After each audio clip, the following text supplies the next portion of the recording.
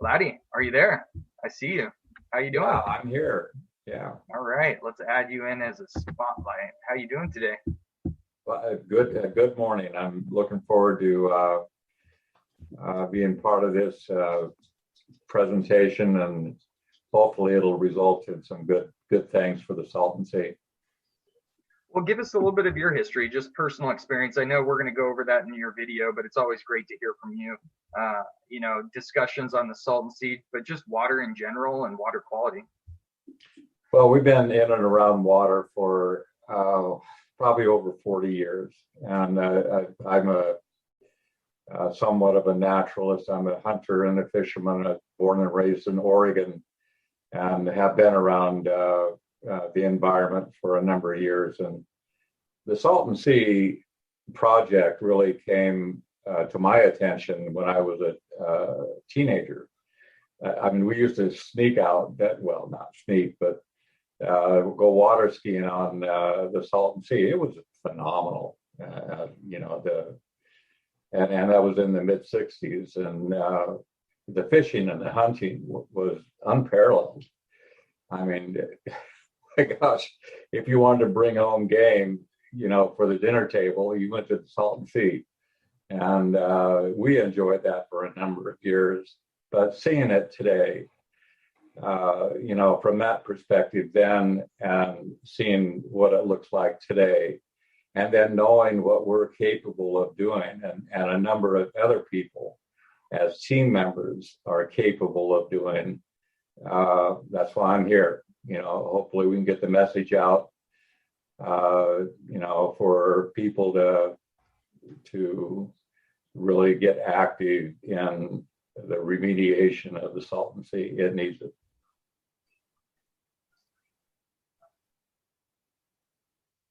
All right, I'm getting your video up right now. Horatio, do you want to play that, or let me see?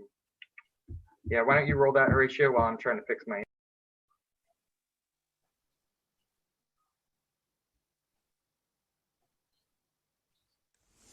In 2007, Floating Islands West LLC was established by the Flock family. We had been and still are contractors for design build water features. So we worked in and around water for a number of years and designed lakes and ponds and was really involved in that arena. And we couldn't, I was always looking for a biological strategy for treatment. There was lots of chemical treatments out there in abundance, but it just didn't feel right for the fish and the birds that would come onto our water features, and all the cats and dogs, and even human integration.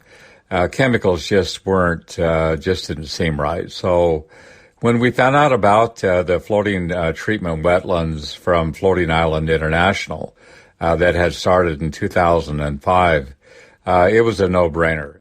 We definitely did our homework and investigated, and wound up becoming part of that family. It was quite a decision to leave what we were doing, which we love and still love today, to go into the remediation market with the tool called the Floating Island. So, Bruce, how does a BioHaven floating island work? BioHavens are our man-made effort at replicating nature's model of the wetland.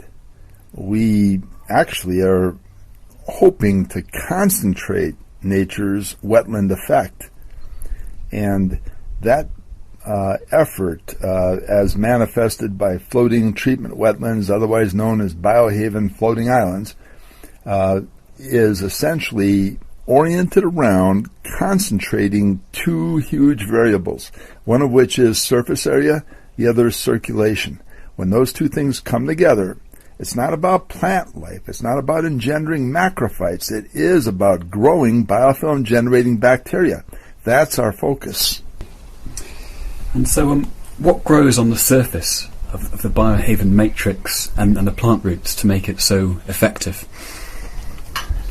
It's amazing how when we first got into this business and we would explain that, boy, we're interested in developing floating islands, people would look at the islands, they'd see the plant life, and they'd think, oh, you're farming nutrients out of the water. Wrong. The plants do roughly 15-20%, and they add a level of biocomplexity. They certainly set the stage for biocomplexity. We love them. But the main actor, the primary agent relative to cleaning up water, is number one on the food chain. It's the very bottom of the food chain. These are biofilm-generating bacteria. They and their residue are biofilm, and that's what coats the surface area of BioHaven Floating Islands. Biofilm reactive capability is key to our efficacy, and you can see it working in wastewater facilities, you can see it working in the ocean, and everywhere in between. So, aside from in wastewater and the ocean, what do you think the other applications for BioHaven technology is? It's hard to find the waterway that won't benefit from more wetland effect.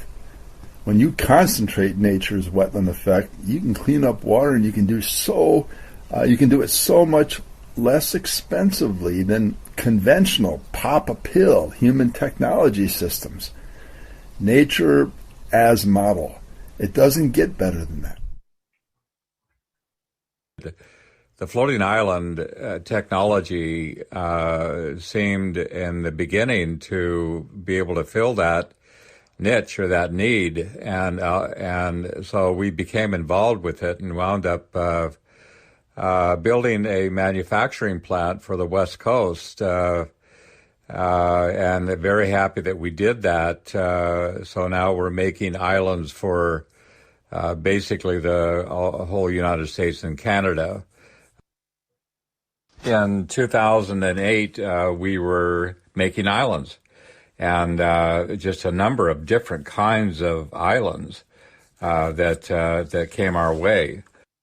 And with those islands, we learned shortly what kind of plants that would work well, what's going to grow in each zone, what kind of plant medium to use, how to anchor the islands, and how to prepare the island for the environment that the islands would be put on. And we've advanced substantially from that time to now in our models of islands. Today we have islands that have specific armoring, protection against UV, and certainly against the uses that the avian community and the fish community put on the island. Back in 2009, we were commissioned to build a 1-acre island for the avian community, for birds, a specific species. And it was loaded with gravel. And what a task. We had a ball designing and building this first island. And we learned a lot about what to do and what not to do, and certainly gained a lot of ground.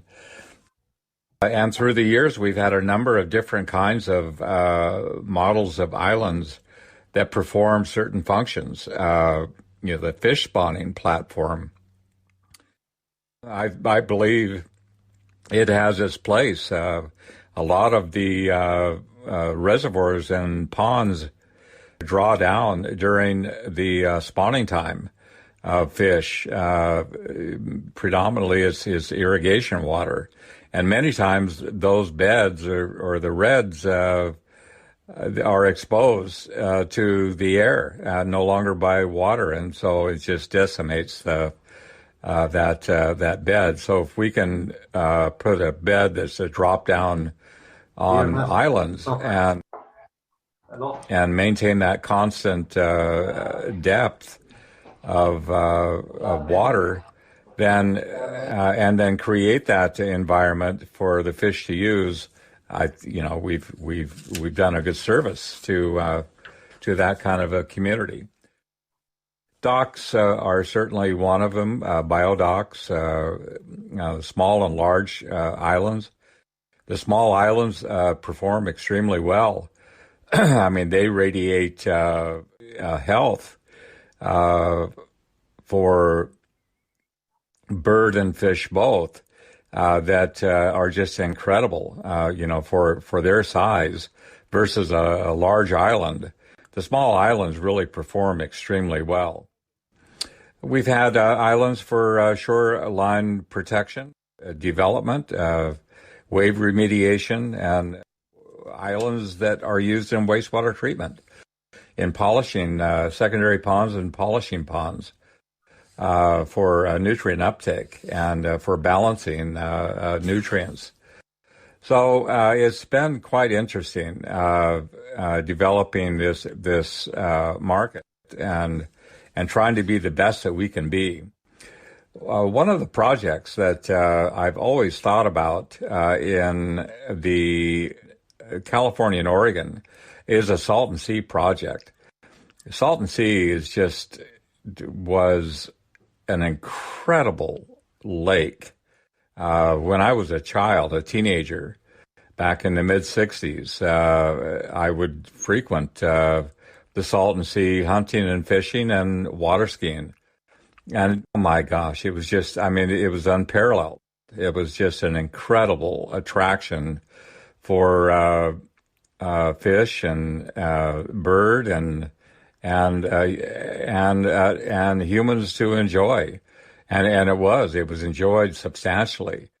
But just a few years later, today, what a difference. How many changes have this gone through?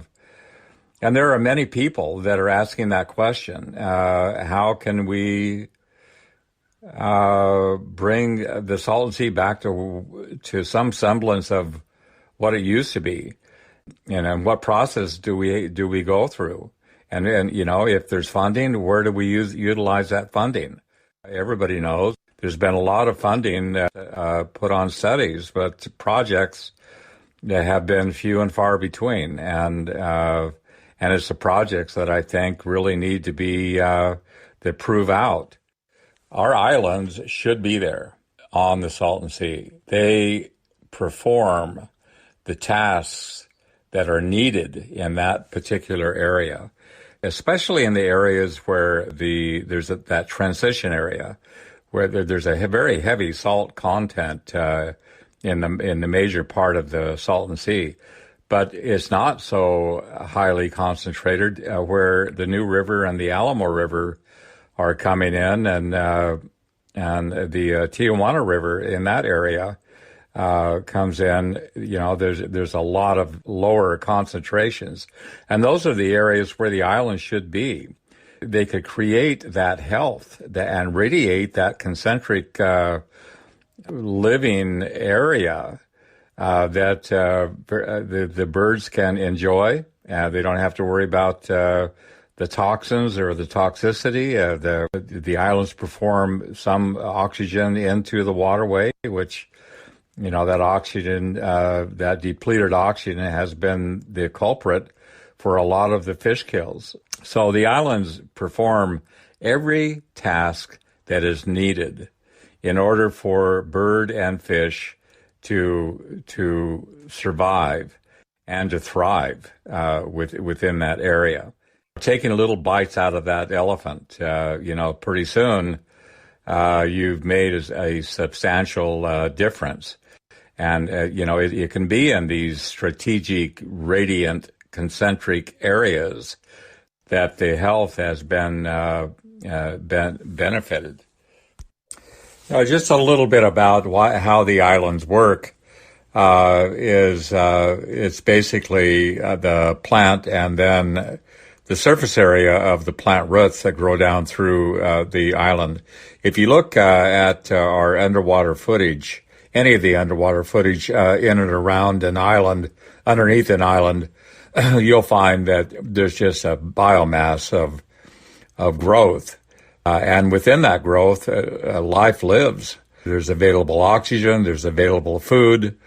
There's certainly room for microbe growth and colonies of microbes. And that is the key to the majority of the uptake of the nutrients in an island is that the microbes that grab a hold of that surface area. And the more microbes, the more nutrient uptake happens. So, in a sense, you could say that we're making fish, or we're creating food for the avian and the fish arenas. And as you can see by some of the slides that, the plant growth on the top of the island creates that habitat, that protective cover. And then when you put the islands out away from the shoreline, you've accomplished quite a task for less attrition on the bird and the fish communities. But really, it's a bioreactor, and wherever you put that island, it's going to react favorably to healthy water conditions in a number of ways, performing nutrient uptake, nitrite, phosphates. There's a number of constituents in the water that can be sequestered or gassed off or utilized in the growth of the plants and creating food, and the periphyton that grows very prolifically on the islands. So it's a win-win situation for everyone within that in those areas.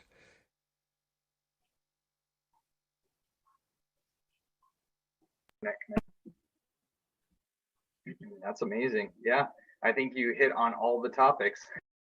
The biggest one is the question of financeability. So everybody always asks, how is it financeable? And you just gave a couple examples: carbon sequestration. You have the water treatment systems. I mean, this comes to policy too.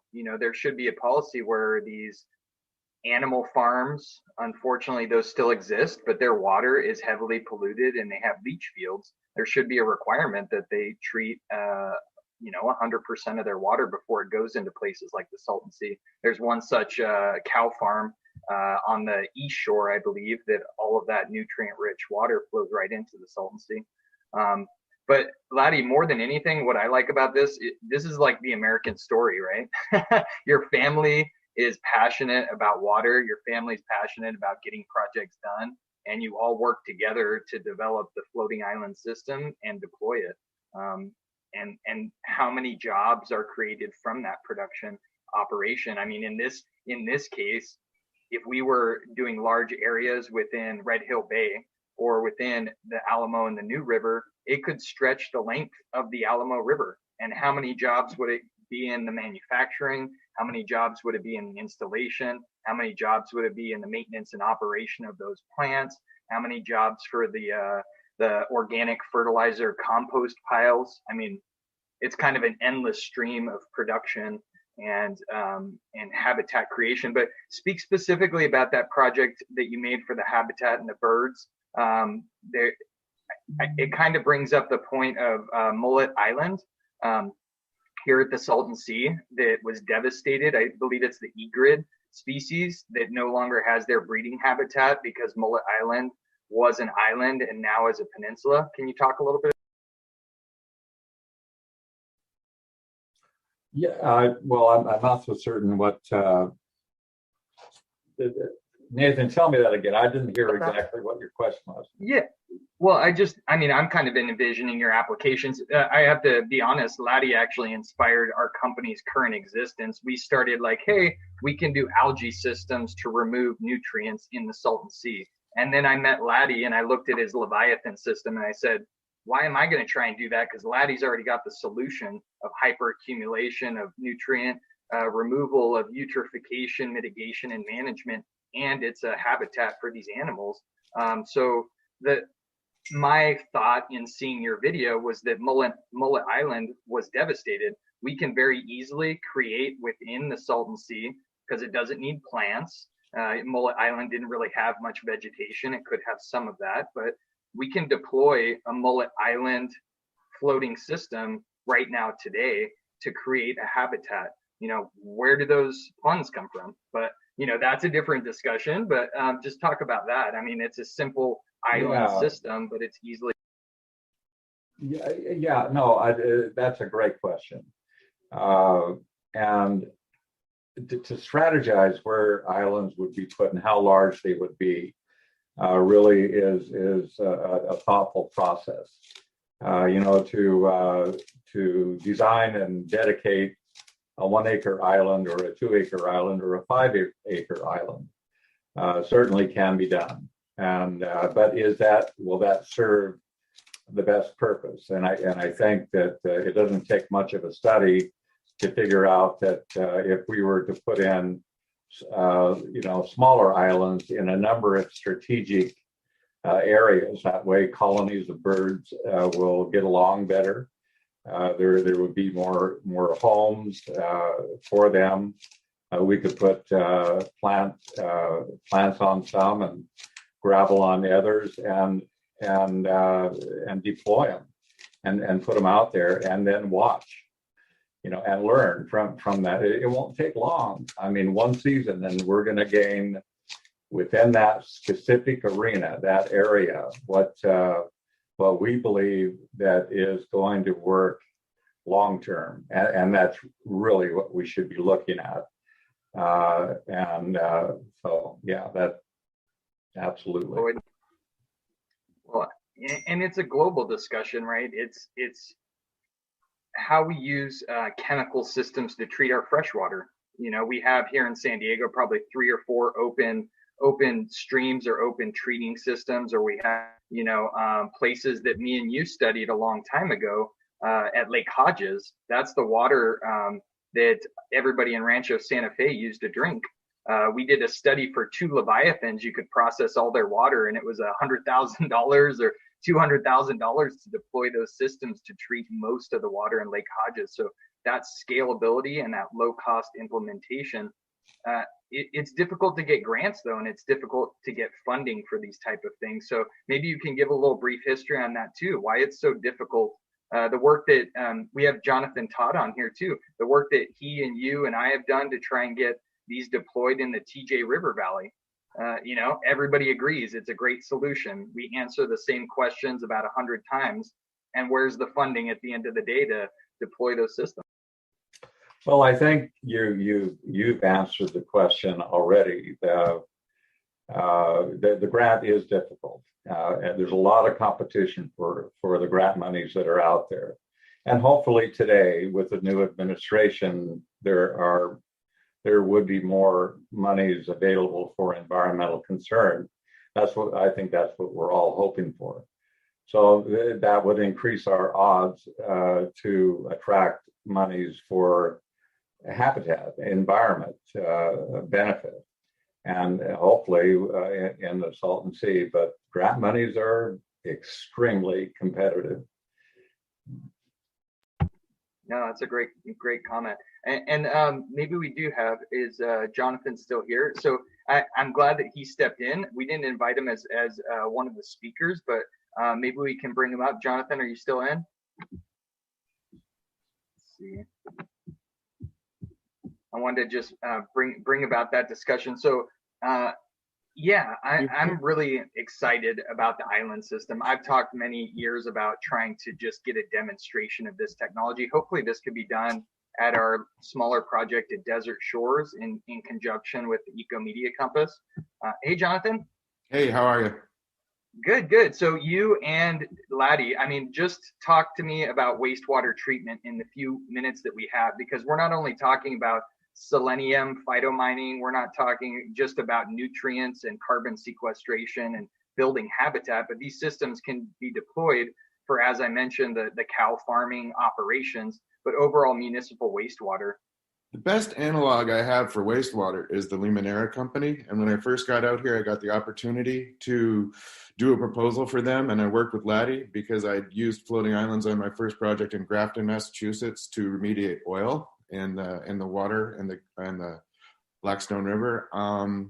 And so I enjoyed my first experience working with the floating island matrix and got in touch with Laddie when I got the Limonera potential. And they were basically using evaporative percolation lagoons for their wastewater treatment of over 100,000 gallons a day. And obviously it was going into the local watershed, river, and groundwater, and using a system of walkways, floating islands, and aeration. And at the end, we had a vertical flow constructed wetland. We were able to get that system creating almost drinking water quality water. We had nitrates less than 3. We had all of our bacterias at non-detect, our TSS and BOD at non-detect. So plant root and the surface area suspended in the water is a very, very powerful tool. Now at Martinez, where we're working with the Mountain View Sanitary District to stay within the basin nutrient plan, we're also teaming up with Intrinsics, who's up next, to use hyperaccumulators, surface area hyperaccumulation, and that whole recipe, again, to be able to utilize their existing wetlands, which were installed in the 70s, to get them and their very outdated wastewater treatment system in compliance within the basin nutrient plan. So it's kind of an interesting partnership with Intrinsics, Floating Islands West, Floating Islands, and myself doing that. And we're going to be going into phase 2.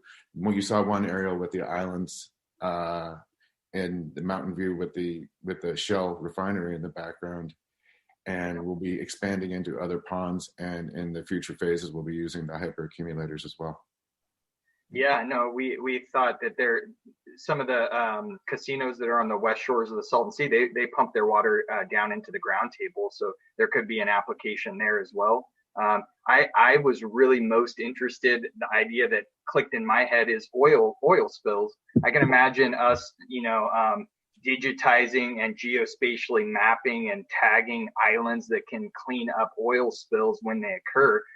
Maybe you guys can talk about oil and that whole product. I know that's not specific to the Salton Sea, but I just love that vision of having drones floating over and cleaning an oil spill to their habitat estuary. Well, that's how I was introduced to the floating island project first. And there was the Blackstone Mill on the Grafton River, or the Grafton Mill in Grafton, Massachusetts. And in the late 90s, they had a horrific fire, and all of Bunker C that was stored, that powered the mill, that had been, shut down for decades, spilled into the canal there. And we got a grant from the EPA and the city of Grafton to pilot natural systems. And this was a natural system where we used floating islands in the canal, sediment filters down in the canal, cow wall tanks with floating islands matrices on top. And in this particular system, we introduced mycelia that we got from Paul Stamets into the system. So we're pulling through the bacteria, the anoxic bacterial layer at the bottom of the canal, which did a good amount of, much more reduction than we did. Then we're going through the mycelia and just dripping through the mycelia intermittently so you didn't saturate it. And then we went through the series of eco machine tanks with floating island plant racks on it, and then sprayed out onto a floating island in the canal. And we were able to reduce the petroleum hydrocarbons by 97% in that process at a rate of 2,000 gallons a day on the pilot. That's so amazing. We'll do it. We'll definitely do it. Well, and we kind of look at it. So I think what was discussed yesterday from our collaborating contributors in Mexico, everybody's really talking about what is the financial mechanism. And I'll probably say that many times over the next couple of days, but you just mentioned it, 97% reduction, right? In this case, we have selenium, which is an untreated issue, and we're going to talk about that shortly, untreated, but it could be a financial mechanism because there's farming in other places around the world, like China, that's selenium depleted in their agricultural production. So, these are the funding mechanisms. They're there. We just need that launching platform to be able to A, demonstrate them, and B, deploy them at scale. I can't wait to see the day where we have acres and acres and hectares of floating islands on the Salton Sea, but also because it reduces evaporation water, we're talking specifically over these 3 days of we want more and more evaporation, but in certain cases, it might be a good thing to reduce some of that evaporation water that occurs. That means that there's less salinity buildup in the system because we don't have that fresh water that's leaving the system. At least the Alamo and the New River, that could be a means to, bring in less or shorten the size of our salt sink or something to that effect because we've deployed the floating island systems throughout. And don't forget, we're at peak phosphorus globally right now, and these are great means of harvesting phosphorus, which left into the water column is toxic to nature, but harvested can be reintroduced back into the soils and to raise crops. So that's just another thing that we can do with these. Yeah, and dropping back to Laddie is, hey, this is good for the birds, it's good for the fish, right? And if that is, and we talk about this all the time, we talk about health, life, and safety issues. When we talk about permits and projects and everything else, we have a health, life, and safety issue for the people with dust, but also in the water quality. There's going to be, we've heard from quite a few times, the Border Patrol. Those Border Patrol agents are exposed to this toxic water in the Alamo and the New River. These are particular solutions that could be addressing those issues. Yeah, there's huge health concerns. I've done the ride with Border Patrol along the border and to TJ there, and it's a very real concern. And then, and from a humanitarian perspective, to see a small child's shoe and know that they were then crossing these really foul waters is pretty impactful, and there really should be a call. And I'll just end with saying that, the biggest hurdle there is the multiple agencies and getting them all to play together. The International Border Patrol, Cal Parks, U.S. Fish and Wildlife. It's just it's a real challenge. And then one other point, I just wanted to do a shout out to Bruce, because he's been pointing out for many years that we convert, these pollutants and nutrients into periphyton, which fish graze on, and then we're converting these contaminants into fish flesh. And that's a pretty sensible means of getting them out of the water, as well as doing nutrient conversion with the microbes and luxury uptake with the plants. Right. And I think to the point of, I guess, the low cost solution, these can be deployed on both sides of the border, right? It's not something that has to be specific to the U.S. side. I can imagine the islands being butted up to our border wall and mixed in with the trash removal system, mixed in with our processing plants that take care of the trash, mixed in with the processing of the plant species and taking care of those. So it is multifaceted. I'll kind of mention that too, is that's the point of this summit, right? We're bringing all of the professionals to the table. Many of those agencies aren't able to attend, but might be listening to this at a later date. This is our message collectively to them, is that it is a cheap solution, it is viable, and it's attainable. I donated one of the islands I bought from Floating Islands to the Polytechnical University of Baja, so their students can study it and test it and be educated in deploying that in Mexico to share with their stakeholders and their political officials. It's not me that wants to make a profit. I want to make sure that Laddie, Jonathan, Galen, all of these specific engineers and scientists are able to deploy a system that is so cost effective and easy to deploy. So I think we covered a lot. Anything to close on, Laddie? No, Nathan, I just admire your tenacity of putting this together and getting the message out. And hats off to you. I appreciate that, guys. We'll stay on the call. I think when we bring in Galen, and if Dr. Freeman's able to join us today too, we might bring you guys back into the conversation, because I think, it's all relative. We're going to talk briefly about land solutions, but in-water solutions are equally as important. I love the idea about any of these rivers being able to get larger, and then you have those areas where we can do these type of treatment systems. So, there's fluid ability to deploy, wider canals that are specific to these treatment systems, similarly to how you guys would design your blackwater treatment ponds. That can happen as we develop this further and study it in more detail.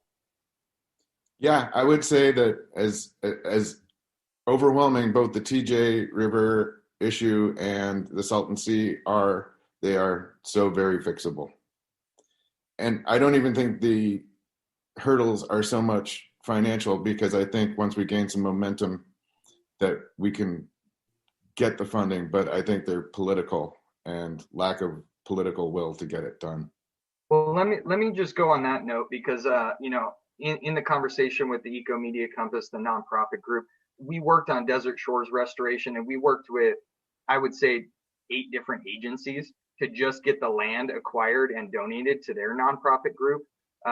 Anywhere from the SSA to the Natural Resources Agency to IID to Imperial County to the Salton Sea, Salton Community Services District. Every agency was involved with putting a berm across, and it still hasn't been built. But that launching point is, as mentioned before, a place where we can do a history museum, we could have a science center, we could have floating islands on those land, but also in Desert Shores Keys. And that becomes our place where we get to share these concepts. So hopefully we could bring that forward, and maybe we can apply for a NAB bank funding or something of that sort. So that way we could deploy this at the New and the Alamo River at scale before they fund a massive wastewater treatment plant, which is a mechanical alternative to what you guys are saying, which is a passive natural system. But thank you so much, Jonathan, for joining the conversation. Thank you, Laddie. As always, you've been an inspiration to get us to where we are today. Thank you. Yes.